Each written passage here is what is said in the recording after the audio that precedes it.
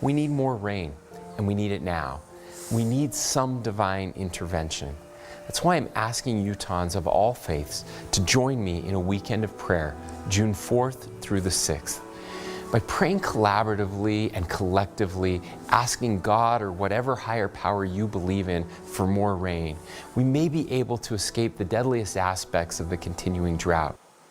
The drought emergency threatens crops and the state's food supply. The governor is also asking Utahns to conserve water, fix leaky faucets and showers, use water-wise landscaping.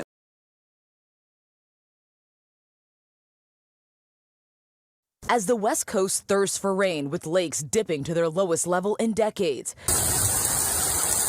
people on the East Coast are getting hit with blinding downpours. This video from North Carolina showing what drivers faced on Interstate 95, south of Raleigh, as severe storms moved through the area. In Indiana, 2 children were hospitalized after a possible lightning strike near Indianapolis. And this driver taking a big risk, crossing a flooded road. An event in Houston called the Extreme Weather Ready Expo has been postponed because of, you guessed it, extreme weather in the forecast this weekend. But on the West Coast, it's the lack of rain posing the threat. Folsom Lake outside Sacramento is 68 feet lower than last year. That drop equivalent to a 5-story building. Droughts are common in California, but experts say it's worse this year due to a lack of snow and higher elevations, combined with hotter, drier weather. The before and after pictures at Lake Orville from 2016 to now are striking. The lake in Northern California is on track to drop to its lowest level in 40 years. It provides drinking water to 27 million people and water to 5 million acres of farmland. This crisis extends beyond California. The governor of Utah is now asking people to pray to end the drought there. It's been testified to the Forest Service and the BLM. You want very much to work on the issue of climate change. I was informed by the immediate past director of NASA that they have found that the moon's orbit is changing slightly, and so is the Earth's orbit around the sun. We know there's been significant solar flare activity. And so is there anything that the National Forest Service or BLM can do to change the course of the moon's orbit or the Earth's orbit around the sun? Obviously, that would have profound effects on our climate. I would have to follow up with you on that one, Mr. Gohmert. Yeah. Well, if you figure out a way that you in the Forest Service can make that change, I'd like to know. The price of coffee is currently having a record run, up just over 25% year to date. There's an ongoing drought in Brazil that stands to impact coffee crop into 2022 and beyond. Coffee farmers in Colombia fighting for a living wage and port delays all factoring in. According to the NPD group, at U.S. restaurants, the average price of coffee in the year ended April 2021 was $3.23, up 7% from a year ago, while specialty coffee like lattes, $4.34, up 5% from a year ago.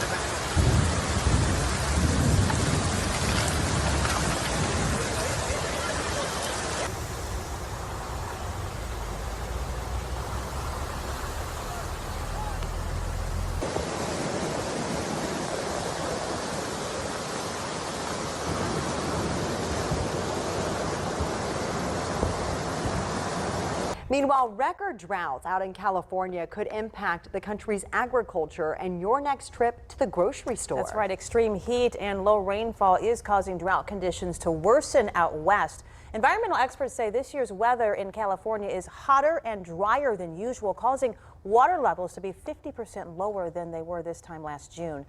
As lakes do dry up, there's less water to divide between the state's roughly 25 million acres of farmland.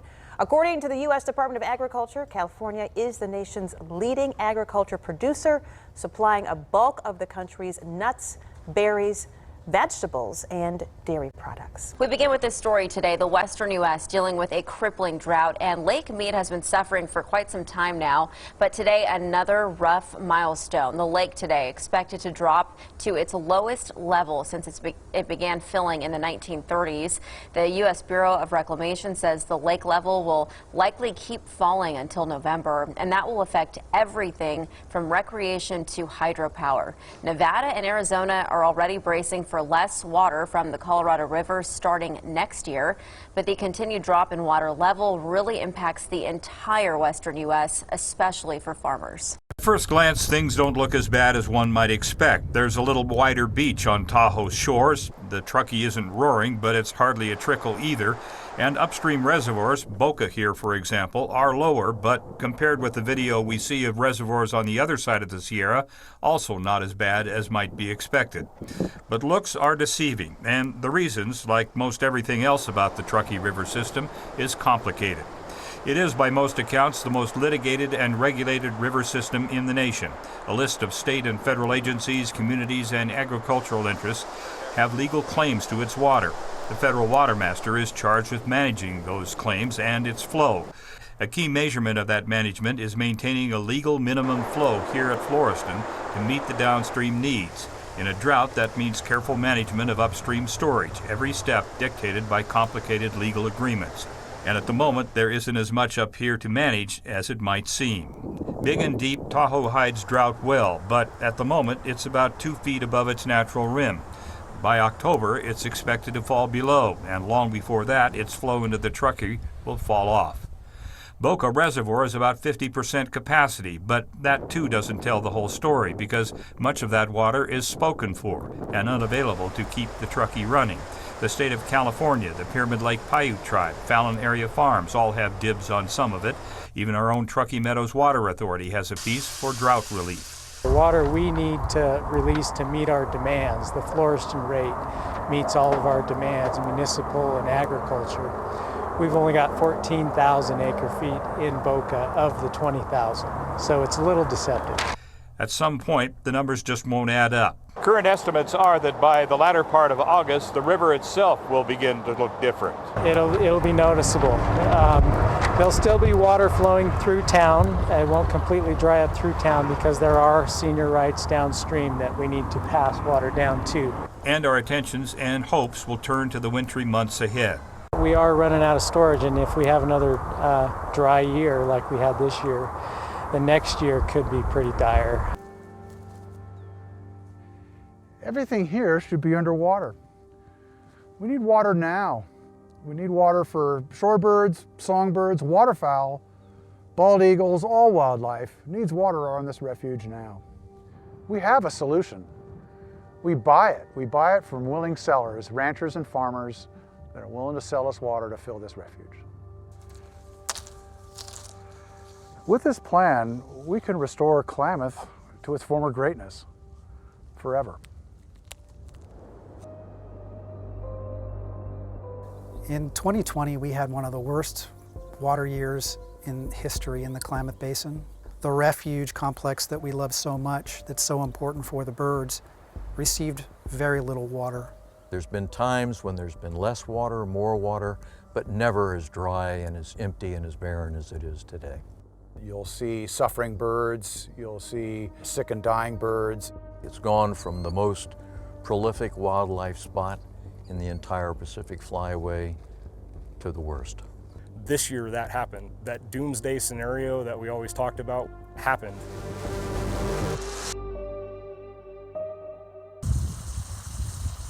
Here in Fresno, California at Quarry Park. As you can see, this water is just gushing.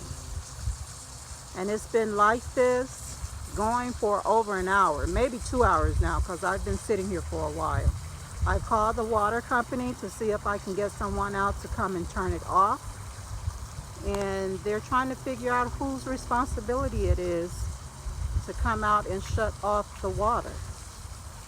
Meanwhile, a lake is forming out here. If the grass seems greener on the other side, that's A-OK to Sandra De Pasquale. Yeah, I mean, it's gotten worse over the years. Not only does her xeriscaped yard cost her Zero. it also won't get her in trouble with any of her neighbors. Walk around the neighborhood and you see people using a lot of water. It makes you think twice. With extreme droughts slowing the flow practically everywhere across the state. Reporting of water wasters to the state's website has increased dramatically, well above the 2017 launch, 3 times higher than the all-time high in 2019, to 1,087 complaints, and all of those have been logged since Tuesday at 4 p.m. I try not to keep too close of an eye on the individual neighbors. Di Pasquale Stay in my lane.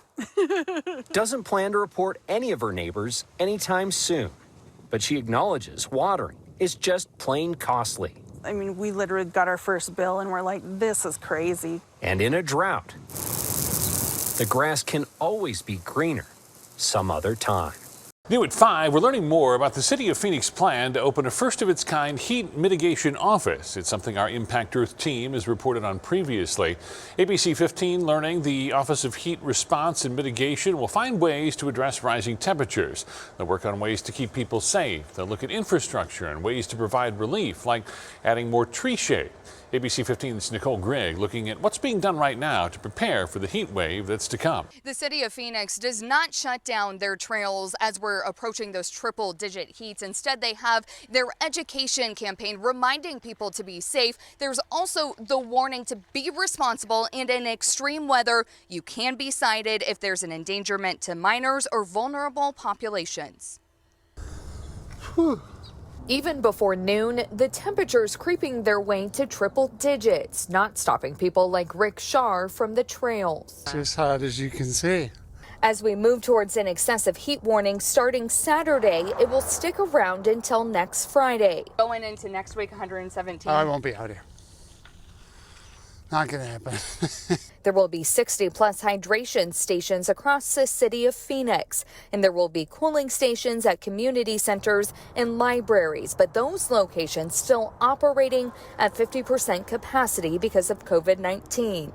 City officials telling me even though there is a capacity limit, they say that they're not hitting that capacity. They say next week if people need heat relief, they will not turn people away. Phoenix moving forward to address what's likely to be a long and hot summer. City officials posting a job link to hire a leader of the new office they're creating for heat response and mitigation. There will be 14 job openings across the city. The goal is to have this up and running this summer. With that, we provide hydration of water and sometimes snacks. The Salvation Army already preparing for this heat wave. They say they will activate tents and cooling stations once the National Weather Service declares that excessive heat warning. We will also send out mobile units into the community so we can hit some of those populations that cannot walk to where we're at. And a reminder, although the trails are open, once it hits 100 degrees, you are not allowed to bring your pets on the trails and you can be cited. Tonight, the images of this mega drought are writ across the Southwest's landscape. Bathtub rings around reservoirs show where the water once was. Boat marinas and fields bone dry. Experts say Lake Mead, part of the Colorado River system that provides water to some 40 million people in 7 states, is at just 37% capacity. Officials say it'll dip into its lowest level ever recorded tomorrow. Over the past 2 decades or so, the water level here at Lake Mead has decreased by about 130 feet. That's like a 13-story building, revealing islands that used to be completely submerged. And the water from this lake makes agriculture possible in the desert Southwest, where farmers are struggling. It's an economic disaster. We don't plant crops, we don't have jobs, and as we saw during the pandemic, this industry is essential for everyone. Lake Mead's Hoover Dam provides hydroelectric power to the region, but the dwindling water supply forcing the dam's output to be cut by nearly 25%. And at some point, officials warn it could be forced to stop producing altogether. Nearly 300,000 miles of the Southwest are in exceptional drought, an area bigger than the state of Texas. Last year was the worst fire season, and this year even drier. And experts say it's being driven by climate change. Now, Lake Mead is already at water shortage levels, but this August, the federal government is expected to declare a water shortage. This is the first time that has ever happened. Now, it also triggers automatic cuts to water here in Nevada and in Arizona. This has been a 2021 Wolfie Terrier production, In the Sun.